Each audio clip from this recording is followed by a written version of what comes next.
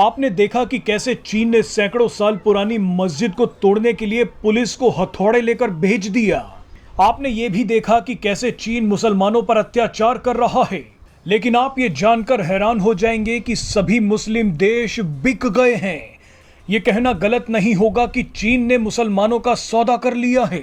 ये खबर देख उन लोगों के पैरों के नीचे से जमीन खिसक जाएगी जो लोग खुद को मुसलमानों का ठेकेदार बोलते हैं। आप ये सोचते होंगे कि चीन मुसलमानों पर अत्याचार करता है, लेकिन कोई भी मुस्लिम देश इसके खिलाफ आवाज नहीं उठाता। लेकिन अब चीन ने मुस्लिम देशों के साथ मिलकर जो किया है वो आपके होश उड़ा देगा। इस पूरे बवाल के बीच चीन अचानक मुस्लिम देशों को ही उसी जगह पर लेकर पहुंच गया जहां वो मुसलमानों पर सबसे ज्यादा अत्याचार कर रहा है। चीन मुस्लिम देशों के एक बड़े संगठन को उसी इलाके में लेकर पहुंचा है जहां चीन की सरकार ने 16,000 मस्जिदों को तोड़ दिया, मुसलमानों को बंधक बना लिया। आपको बता दें कि चीन अरब लीग के देशों को शिनजियांग लेकर पहुंचा है।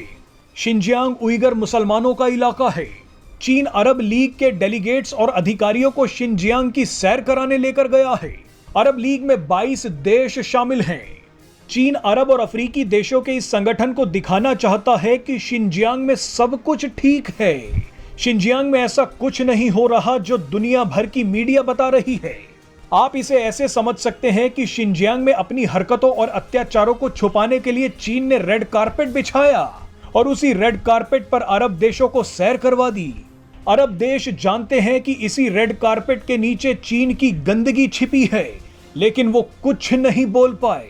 सबसे हैरान करने वाली बात तो यह है कि जिस इलाके में मुसलमानों पर सबसे ज्यादा अत्याचार हो रहे हैं, वही इलाका अब अरब लीग को अच्छा लग रहा है। अब आप ही बताइए कि इससे बड़ा मजाक दुनिया में और क्या हो सकता है। अरब लीग ने शिनजियांग जाकर चीन को एक तरीके से यह बोल दिया है कि उसे इस्लाम के खिलाफ जो करना है वो कर सकता है।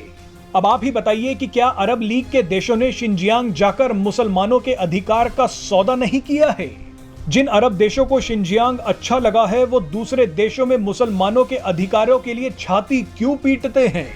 चीन ने उइगर मुसलमानों को कैद करके अरब देशों को शिनजियांग की खूबसूरती दिखाई है।